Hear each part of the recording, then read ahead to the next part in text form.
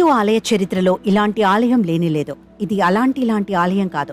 ఒక్కసారి చూస్తే ఒళ్ళు గగురు పొడిచి అరుదైన ఆలయం. బహుశా ఈ ప్రపంచంలోనే ఏ దేవుడికి ఇలా పూజ చేయరు.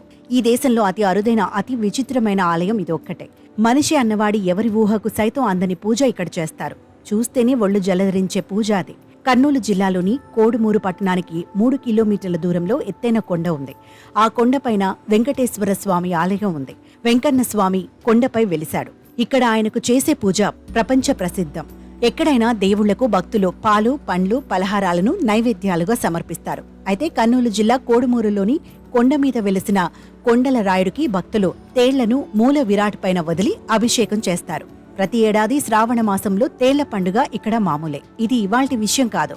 చాలా ఏళ్ల నుంచి వెంకటేశ్వర స్వామిని కోడుమూరు వాసులు ఇలవేల్పుగా కొలుస్తున్నారు. స్వామివారిని వివిధ ప్రాంతాల వారు ఇక్కడికి వచ్చి ప్రత్యేక పూజలు నిర్వహించి దర్శించుకుంటారు. శ్రావణ మాసంలో వచ్చే 3వ సోమవారం నాడు వెంకటేశ్వర స్వామికి భక్తులు తేళ్లను నైవేద్యంగా సమర్పించి ప్రత్యేక పూజలు నిర్వహిస్తారు.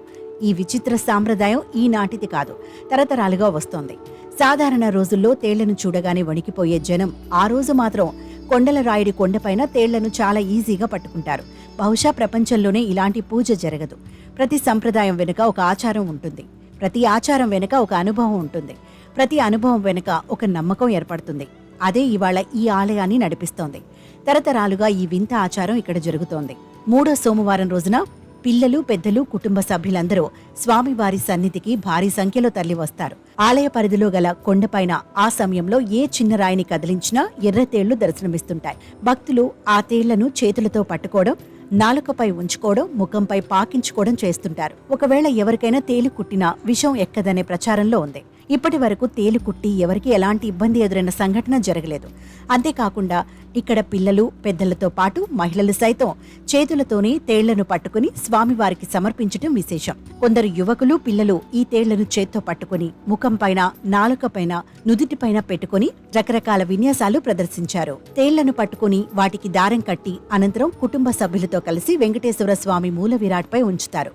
మూల విరాట్పై తేళ్లను ఉంచితే కొండల రాయుడికి అభిషేకం చేసినట్లుగా భక్తులు భావిస్తారు. వెంకటేశ్వర స్వామి మమ్మల్ని చల్లంగా చూడు అని భక్తులు మొక్కులు చెల్లిస్తారు. వాటితో విన్యాసాలు చేస్తారు. అలాగే ఇక్కడ ఏ రాయి కదిపినా తేళ్లు లభ్యం కావడం విశేషం.